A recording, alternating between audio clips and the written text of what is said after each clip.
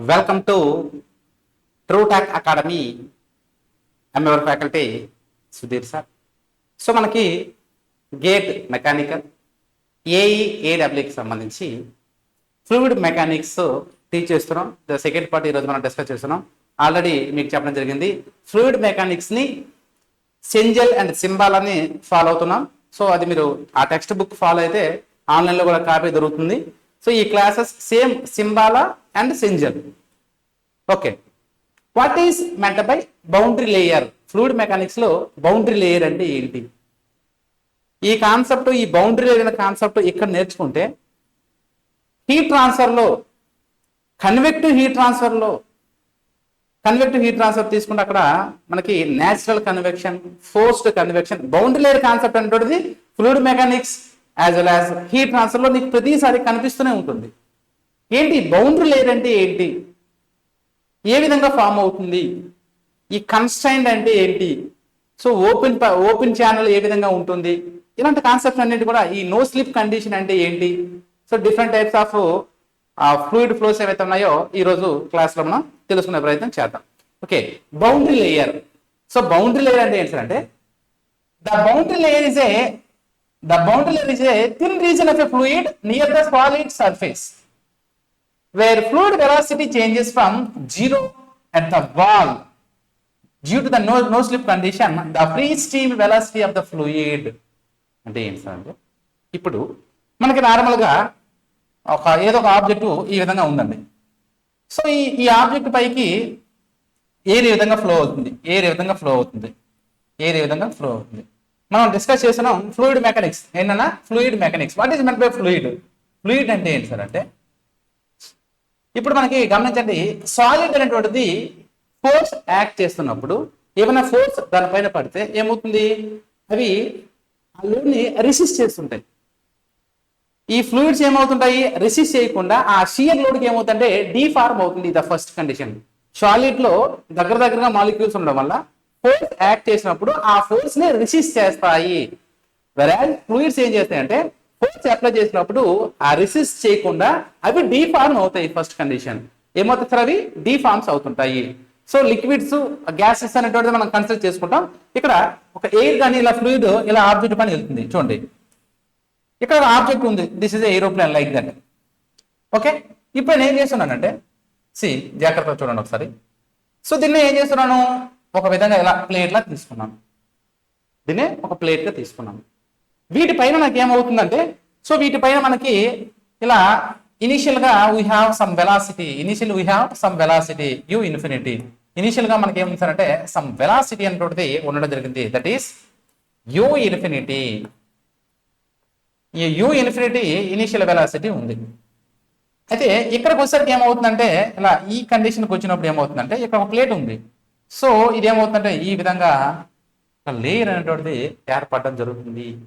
ఏంటి సార్ ఈ లేయర్ అసలు ఏంటి అంటే, మనకి కండిషన్ని ఇలా తీసుకుందాం.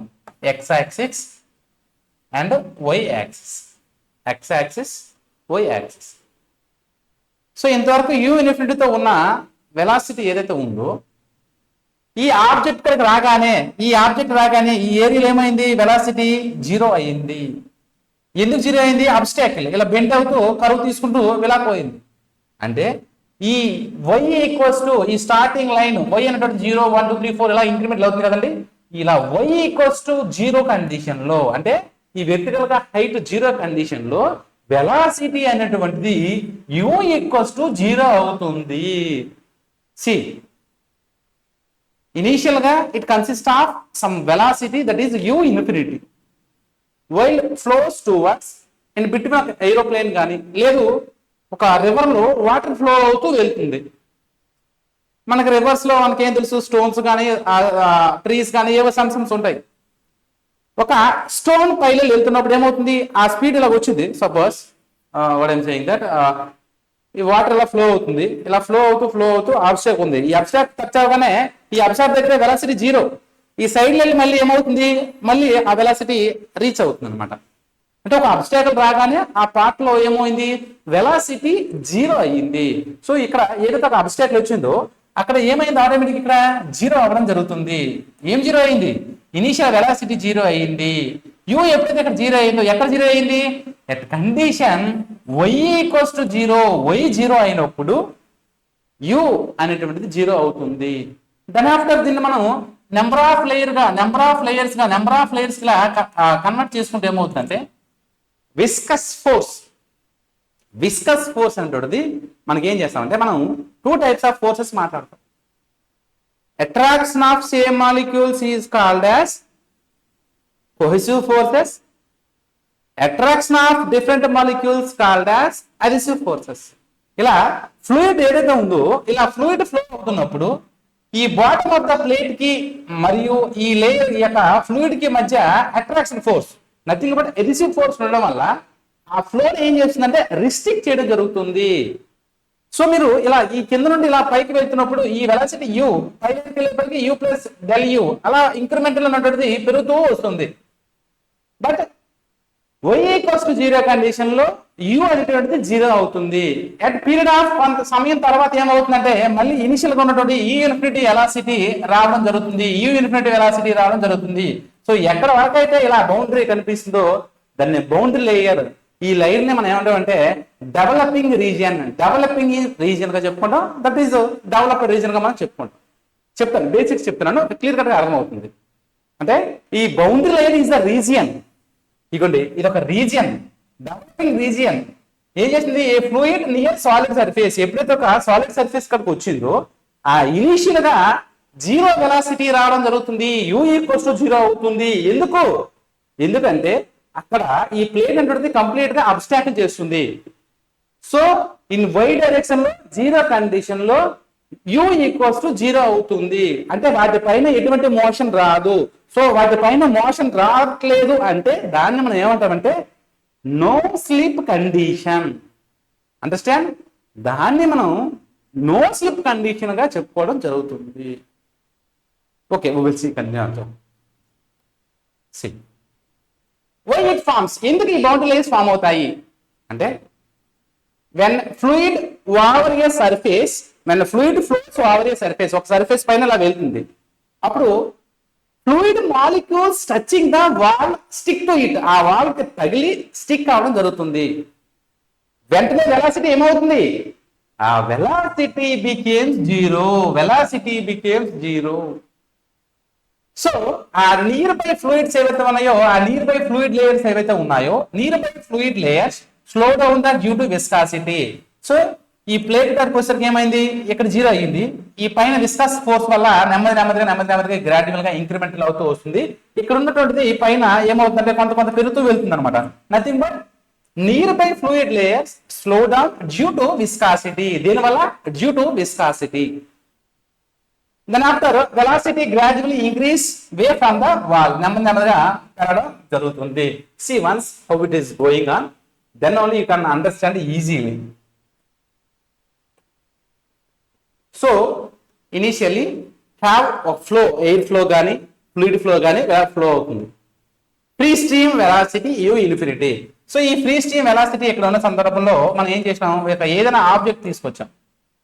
ఈ యొక్క ఆబ్జెక్ట్ టచ్ అయ్యగానే ఇలా వెళ్తుంది ఎయిర్ ఫ్లో, ఇలా వెళ్తున్న ఫ్లో ఈ ఆబ్జెక్ట్ టచ్ అవగానే ఏమవుతుంది? ఈ పక్కన వెళ్ళడానికి ట్రై చేస్తుంది. ఓకేనా? అంటే ఈ పాయింట్ ఏమవుతుంది? 0 అవుతుంది. సో ఆ పాయింట్ లో 0 అవుతుంది. సో మనం దీన్ని x యాక్సిస్ గా మరియు y యాక్సిస్ గా తీసుకున్న సందర్భంలో x equals to 0, y equals to 0, x axis y axis తీసుకున్నాం. ఇందులో y ఈక్వల్స్ టు 0 అయిన సందర్భంలో ఈ u ఇన్ఫినిటీ అనేటువంటిది 0 అవ్వడం జరుగుతుంది. అది గుర్తుపెట్టుకోండి. సో ఈ విస్కస్ ఫోర్స్ వల్ల, ఇక్కడ ఉంటున్న విస్కస్ ఫోర్స్ వల్ల లేయర్స్ అనేటువంటిది నెమ్మదిగా మూవ్మెంట్ వస్తుంది అనమాట. సో ఈ ఫ్లో డైరెక్ట్ గా వెళ్ళట్లేదు. ఇక్కడ మాత్రం ఈ విస్కస్ ఫోర్స్ వల్ల నెమ్మదిగా లేయర్స్ 1 by 1 స్పీడ్ అనేటువంటిది వెళ్ళడం జరుగుతుంది. సో ఈ రీజన్ లో అంటే హై విస్కస్ ఫోర్స్ ఉన్నప్పుడు మనకి ఏం కనిపిస్తుంది అంటే లామినార్. హై విస్కస్ ఫోర్స్ ఉన్న సందర్భంలో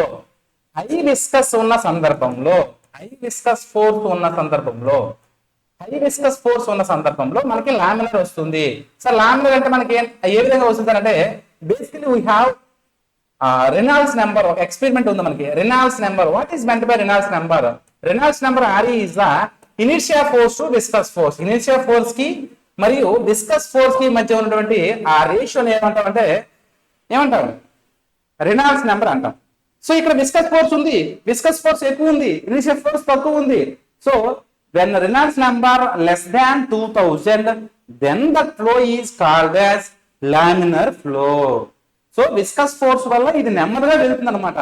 సో ఆ లామినర్ ఫ్లో ఎప్పుడు వస్తుందంటే ఈ విస్కస్ ఫోర్స్ ఎక్కువ ఉండి ఇనిషియల్ ఫోర్స్ తక్కువగా కనిపించినప్పుడు, అంటే హై విస్కస్ ఫోర్స్ ఉన్నప్పుడు మనకి లామినర్ ఫ్లో రావడం జరుగుతుంది.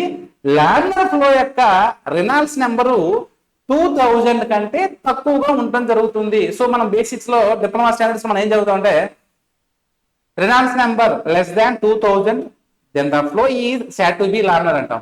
ఎందుకు లామినర్ గా చెప్తామంటే we know Reynolds number is the ratio of initial force to viscous force.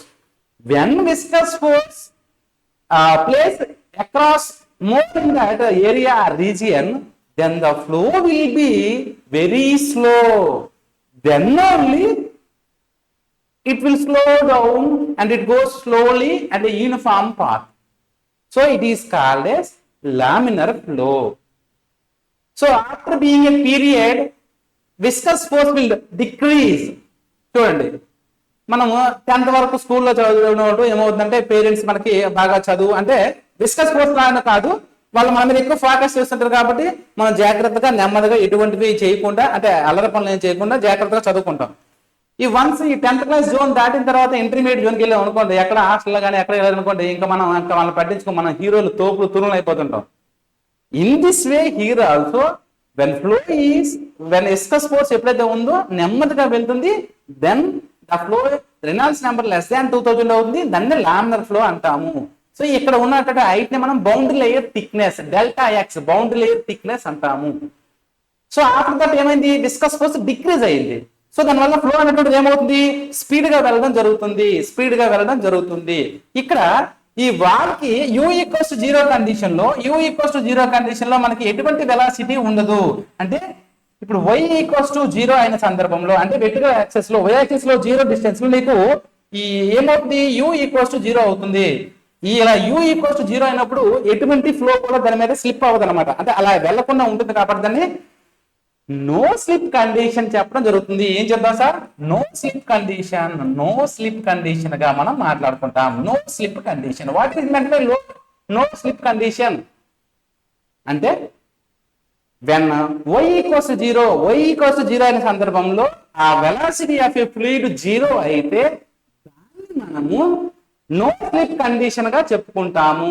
No slip condition ఎప్పుడు వస్తుంది, when U=0 then only no slip condition will occur.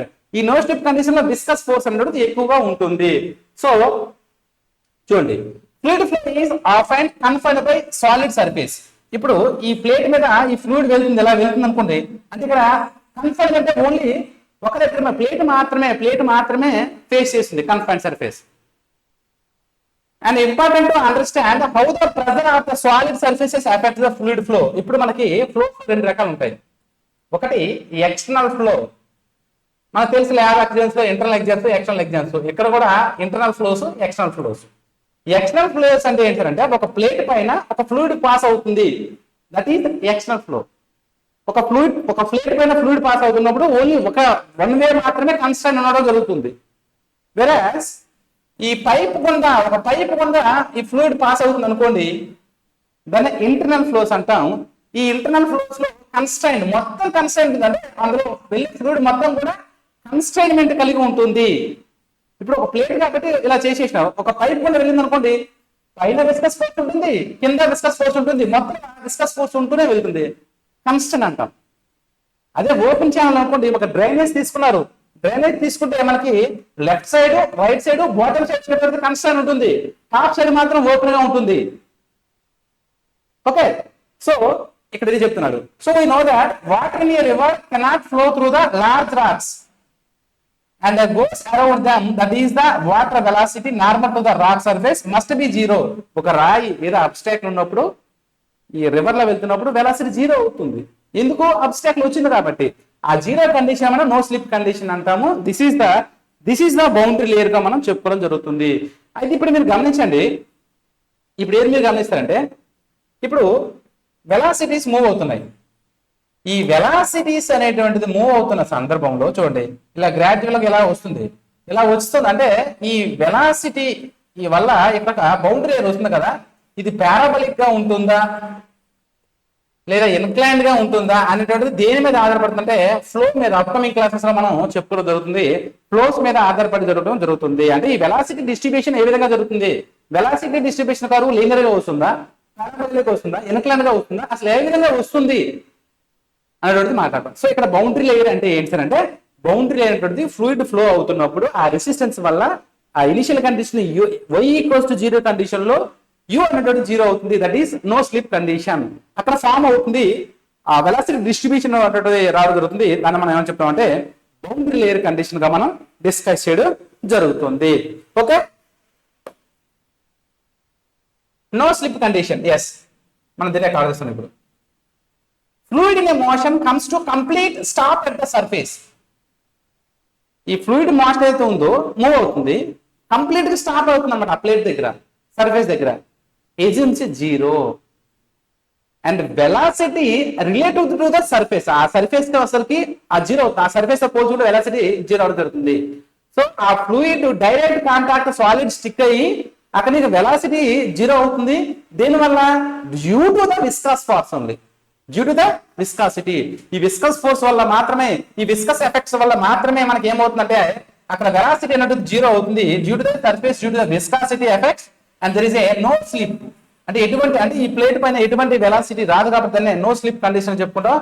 దీన్నే మనం నో స్లిప్ కండిషన్ గా మనం చెప్పుకోవడం జరుగుతుంది. Second, classification of fluid flows లో మనము విస్కస్ వర్సెస్ ఇన్విసిడ్ రీజియన్ గురించి మాట్లాడతాం. ఏంటి విస్కస్, ఏంటి ఇన్విజిడ్ రీజన్ అంటే ఏంటి సార్ అంటే, సపోజ్ కి ఫర్ ఎగ్జాంపుల్ మీరు ఏం చేస్తారంటే ఒక ప్లేట్ తీసుకున్నారు, ఇలా ప్లేట్ తీసుకుంటే ఇలా బౌండరీ లేయర్ పైకి వస్తుంది, ఇలా బౌండరీ లేయర్ కిందకి వస్తుంది. చూడండి, ఒక ప్లేట్ తీసుకున్నారు, ప్లేట్ లో ఒక కండిషన్ మాత్రమే మనం మాట్లాడుకుంటాం, అప్పు బాటమ్ రెండు కూడా ఉండడం జరుగుతుంది. ఇక్కడ వెలాసిటీ డిస్ట్రిబ్యూషన్ ఏ విధంగా ఉంటుంది, ఈ విధంగా వెలాసిటీ డిస్ట్రిబ్యూషన్ ఉంటుంది. వెలాసిటీ డిస్ట్రిబ్యూషన్ ఏంటన్నా వెలాసిటీ డిస్ట్రిబ్యూషన్. ఇక్కడ నుండి మనకి వెలాసిటీ డిస్ట్రిబ్యూషన్ ఏ విధంగా అవుతుంది అనేది మనకి ఇంపార్టెంట్. అదే ఇక్కడ నుండి ఈ విధంగా అంటే డౌన్వర్డ్స్ కి ఈ విధంగా రావడం జరుగుతుంది. ఓకే, మీరు గమనించండి ఇక్కడ. సో ఈ ప్లేట్ మీద వెళ్తున్నప్పుడు ఇది ప్లేట్,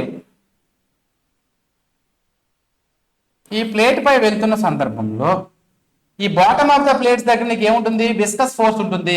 ఈ బాటమ్ ఆఫ్ ద ప్లేట్ దగ్గర విస్కస్ ఫోర్స్ ఉంటుంది.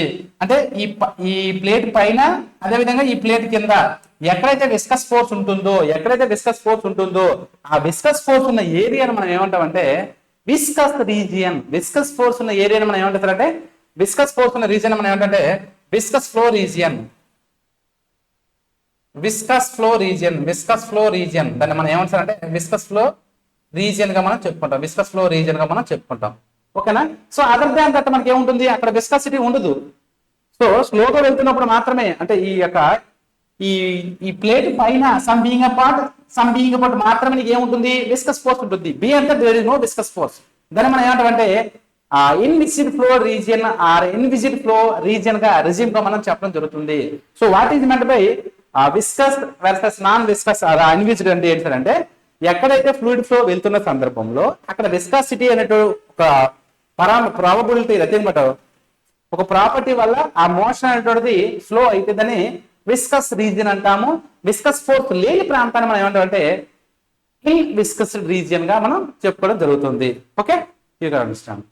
So next external flow and internal flow. మనకు అదే చెప్తున్నాం, very important during this heat transfer లో కానీ, కన్వర్టింగ్ హీట్ ట్రాన్స్ఫర్ లో కానీ, ఫ్లూయిడ్ మెకానిక్స్ లో కానీ ఫ్లో వెళ్తుంది. ఈ ఫ్లో అనేటువంటిది ఎక్స్టర్నల్ గా వెళ్తుందా, ఇంటర్నల్ గా వెళ్తుందా, that is very important. So this is camera remote. So ఇలా పైన వెళ్ళింది అనుకోండి, ఏంటి ఒక ఫ్లో ఈ విధంగా వెళ్ళింది అనుకోండి, దట్ ఈస్ ఎక్స్టర్నల్ ఫ్లో. అలా కాకుండా ఒక వాటర్ బాటిల్ కానీ లేక పైప్ డక్ట్ కానీ డక్ట్ గుండా ఒక ఫ్లో వెళ్ళింది అనుకోండి, దట్ ఈస్ ఇంటర్నల్. ఎక్స్టర్నల్ గా వెళ్ళేటోడేమో ఓన్లీ వన్ వే మాత్రమే కన్స్ట్రైన్ అయినా ఉండడం జరుగుతుంది. ఇంటర్నల్ గా వెళ్ళేటోడు ఏమవుతుంది, ఆ టోటల్ గా కన్స్ట్రైన్ అయ్యి ఉండడం జరుగుతుంది. So this is the diagram. ఒకసారి చూద్దాం. ఇంటర్నల్ ఫ్లో అంటే ఏంటంటే the flow in pipe or duct internal flow.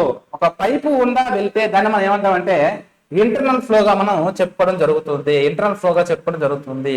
If the fluid is boundary, ఆ ఫ్లూయిడ్ బౌండరీ ఏంది? Solid surface. ఇక్కడ the flow of unbounded fluid over surface, ఏదైనా ఒక object ఇలా ఉంది, వీటిపైన ఇలా వెళ్తుంది, వీటి కింద ఇలా వెళ్తుంది, దాన్ని మనం ఏమంటాం అంటే ఎక్స్టర్నల్ ఫ్లోగా మనం చెప్పుకోవడం జరుగుతుంది. Okay, water flow in a pipe is the example of internal flow. Air flow are A phone are A ball, that is external flow. చూడండి ఇక్కడ డయాగ్రామ్ మీరు చూడండి, వీటిపైన ఇలా ఫ్లో, ఇలా పైన కింద ఇలా స్ట్రీమ్స్ అనేటువంటిది రావడం జరుగుతుంది. These are the examples external flows. Okay, so internal flows dominated by the influence of viscosity throughout the flow field. Viscosity అనేది ప్లే చేయడం జరుగుతుంది. ఓకే,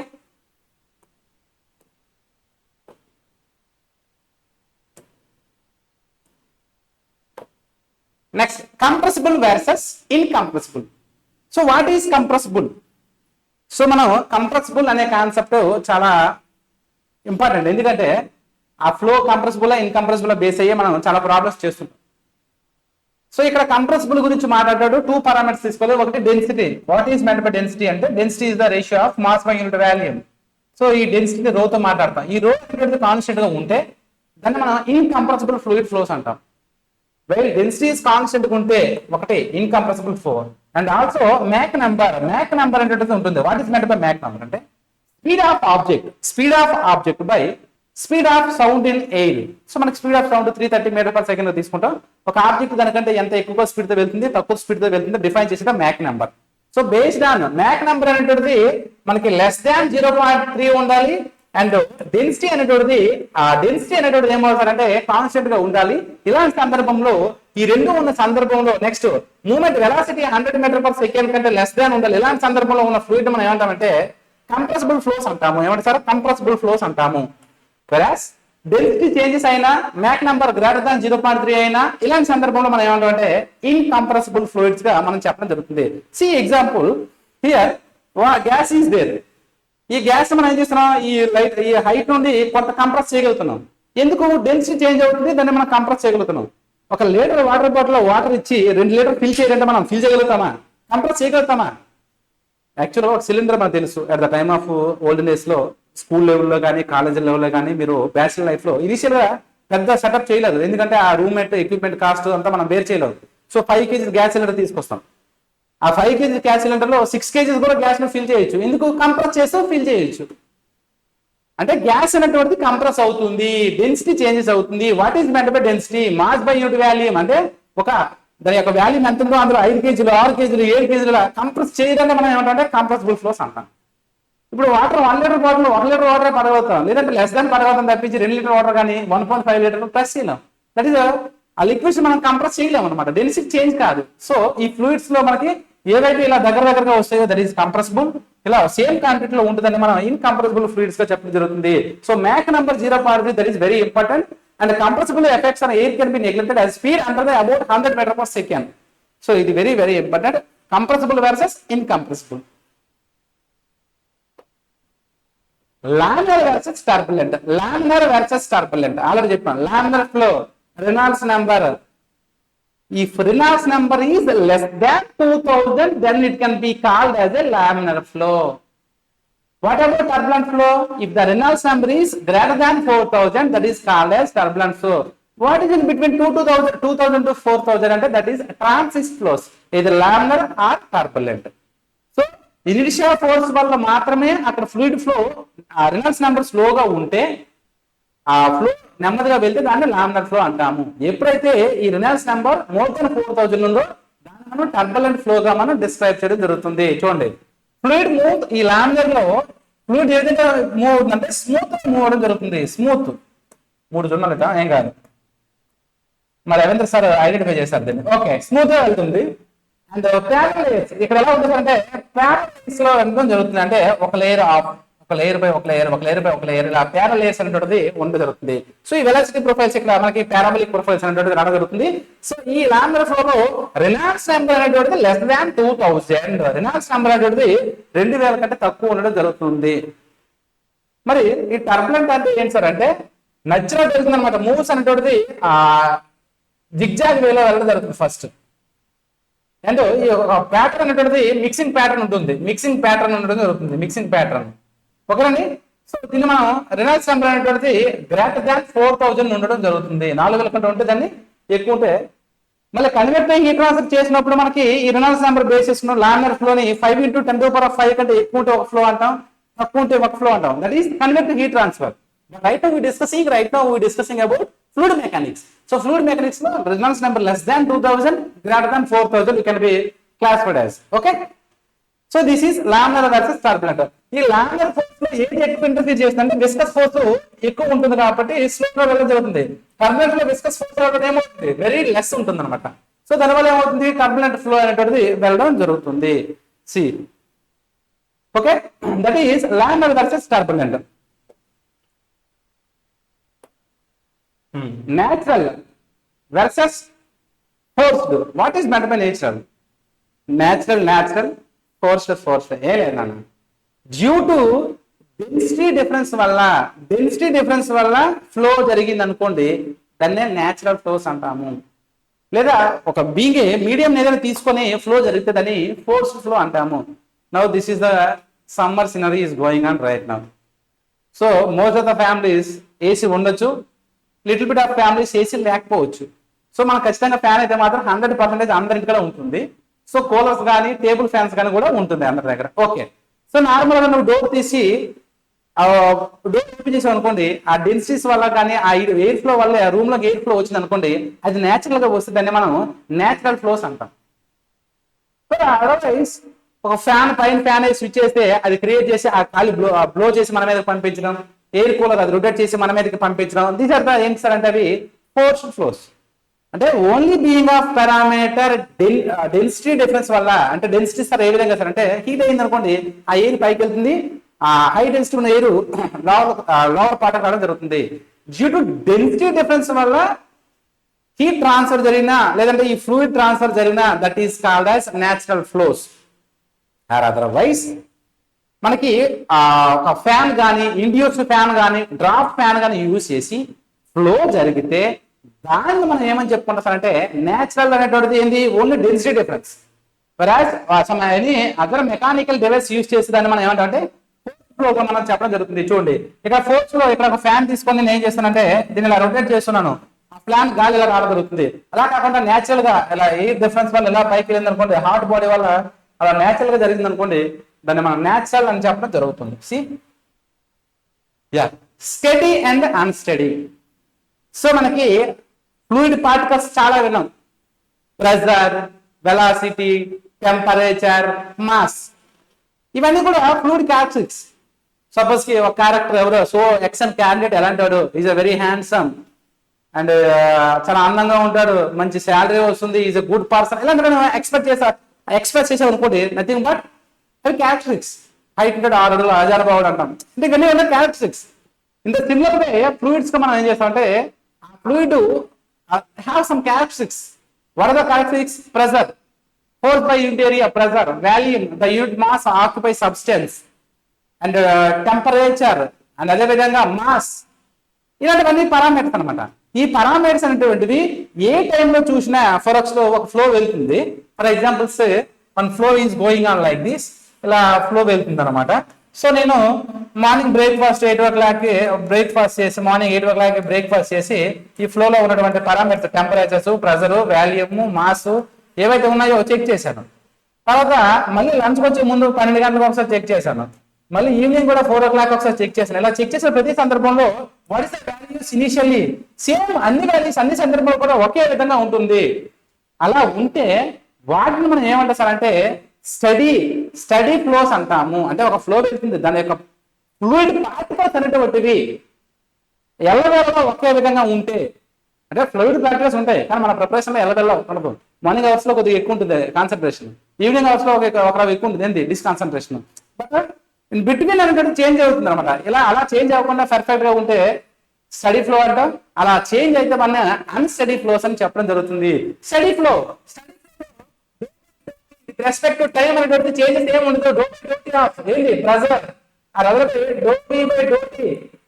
అదర్వైజ్ ఇంకేముంది ఇవన్నీ కూడా చేంజెస్ అనేది జీరో ఉంటుంది. అలా జీరో ఉంటే వాటిని మనం ఏమంటాం అంటే స్టడీ ఫ్లోగా మనం చెప్పడం జరుగుతుంది. What about unsteady flows?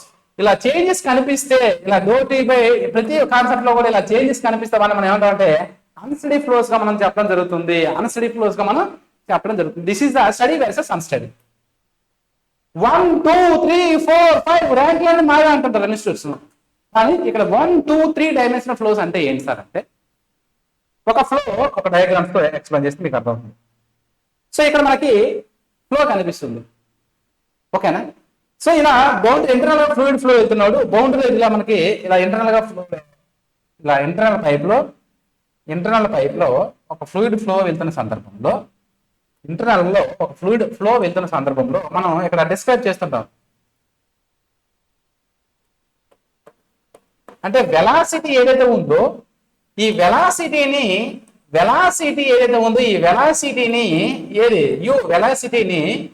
Only ఒక ఎక్స్ యాక్సిస్ లో ఉపయోగించుకొని చెప్తేనేమో, అంటే ఎక్స్ యాక్సిస్ బేస్ చేసుకొని చెప్తేనేమో 1D అంటాం.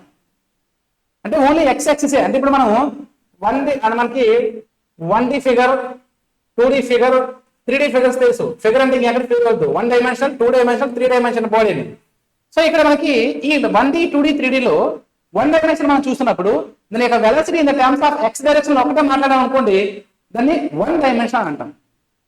ఇప్పుడు అలా కాకుండా ఈ డిస్టెన్స్ ఎక్స్ డైరెక్షన్ లోను కొంత ఒక టేటాలో కానీ ఆర్ డైరెక్షన్ లో కానీ 2 డైరెక్షన్ మాట్లాడాం అనుకోండి, అంటే రెండు వెలాసిటీని 2 పారామీటర్స్ 2 డైరెక్షన్ ఉపయోగించి చెప్పాను అనుకోండి, దట్ ఈస్ 2D. అదే వెలాసిటీని ఎక్స్ వై జెడ్ 3 కోఆర్డినేట్స్ ఉపయోగించి చెప్పుకున్నాను అనుకోండి, దట్ ఈస్ కాల్డ్ 3D. అంటే నువ్వు ఉపయోగించిన ప్రతి సందర్భంలో ఎవరి గురించి మాట్లాడుతున్నావు? వెలాసిటీ గురించి మాట్లాడుతున్నావు. అది ఏ విధంగా మాట్లాడుతున్నావు? Only 1 direction. ఒక అబ్బాయిని ఓన్లీ శాలరీ చూసి మాట్లాడుతున్నారు, లేదు అందం శాలరీ చూస్తున్నారు, లేదు అందం శాలరీ వెనుకున్నటువంటి ఇలాంటి అన్ని ఫ్యాక్టర్స్ కన్సిడర్ చేస్తుంటే ఏమవుతుందో ఇక్కడ సిమిలర్ గా అంతే. 1 dimension లో you have to describe velocity, that it is called as 1 dimension 1D. The velocity while describing in the 2 directions and the direction of x, y in the coordinate of r, theta, so then it is called as a 2D. x, y, z ఇలాంటి సందర్భంలో అప్పుడు మనం ఏం చెప్తాం అంటే 3 dimension చెప్తాము. So 1D velocity changes in 1 direction. For example pipe లో flow వెళ్తుంది, దట్ ఈస్ 1 direction. 2D తీసుకున్నాం అనుకోండి, velocity changes in 2 directions. Examples flow over a flat plate. ఒక ఫ్లాట్ ప్లేట్ పైన వెళ్తున్నప్పుడు 2D గా మనం చెప్పుకుంటాం. 3D తీసుకున్నాం అనుకోండి, ఇలా పైప్ వెళ్తున్నప్పుడు ఓన్లీ ఒక direction, that is X axis లో మాత్రమే మాట్లాడుకుంటాం. ఒక ప్లేట్ మీద వెళ్తున్నప్పుడు ఎక్స్ ఉంటుంది, వై ఉంటుంది, అంటే 2 డైరెక్షన్ ఉంది, that is indication by 2D. అలా కాకుండా ఎయిర్ క్రాఫ్ట్ కానీ ఏరోడైనమిక్స్ కానీ తీసుకుంటే 3 డైరెక్షన్ లో కూడా మనం తీసుకోవడం జరుగుతుంది, that is called 3 dimensional flows గా మనం చెప్పడం జరుగుతుంది. Okay, tomorrow onwards we will start properties of the fluid mechanics. Okay, Nana? Thank you. If you have any doubts, let me comment. Thank you.